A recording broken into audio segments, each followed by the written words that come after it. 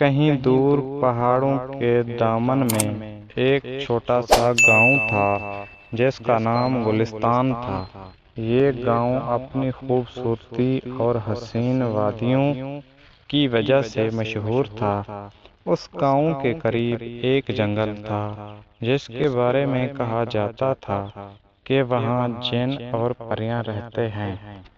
اسی جنگل کے بیچوں بیچ ایک خوبصورت جن زادی زہرا رہتی تھی۔ زہرا کی خوبصورتی کے قصے دور دور تک مشہور تھے۔ اس کی آنکھیں چاند کی روشنی کی مانند چمکتی تھیں اور اس کے بال رات کے سیاہ بادلوں کی طرح گہرے تھے۔ زہرا ہر روز جنگل کی خوبصورتی سے لطف اندوز ہوتی اور پھولوں کے ساتھ کھیلتی۔ ایک دن ایک نوجوان شکاری علی جنگل میں شکار کی تلاش میں آیا۔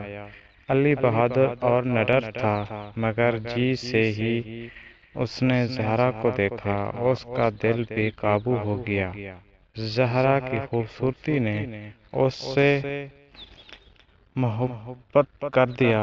علی نے کبھی ایسی حسین مخلوق نہیں دیکھی تھی۔ علی نے زہرا سے بات کرنے کی کوشش کی مگر زہرا نے اسے نظر انداز کر دیا۔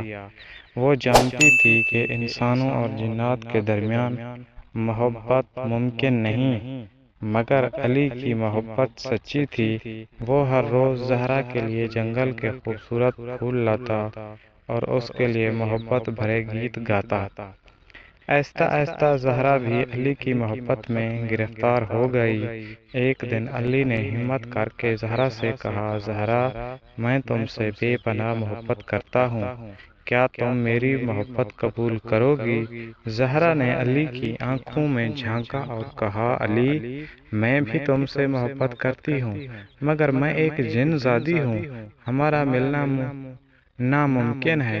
علی نے مسکرا کر کہا، محبت کی کوئی حد نہیں ہوتی زہرا، میں تمہارے ساتھ ہر مشکل کا سامنا کرنے کے لیے تیار ہوں۔ زہرا نے علی کی محبت کی سچائی کو پہچان لیا اور اس کی پیشکش قبول کر لی۔ دونوں نے ایک دوسرے کے ساتھ زندگی گزارنے کا عہد کیا۔ زہرا اور علی کی محبت کی کہانی پورے گاؤں میں مشہور ہو گئی۔ لوگوں نے ان کی محبت کو سراہا اور ان کے لیے دعا کی۔ یوں زہرا اور علی نے محبت اور عزم کے ساتھ اپنی زندگی کا سفر شروع کیا۔ ان کی کہانی آج بھی گاؤں کے بزرگ اپنے بچوں کو سناتے ہیں کہ کیسے محبت تمام رکاوٹوں کو عبور کر سکتی ہے اور دلوں کو ہمیشہ کے لیے جوڑ سکتی ہے۔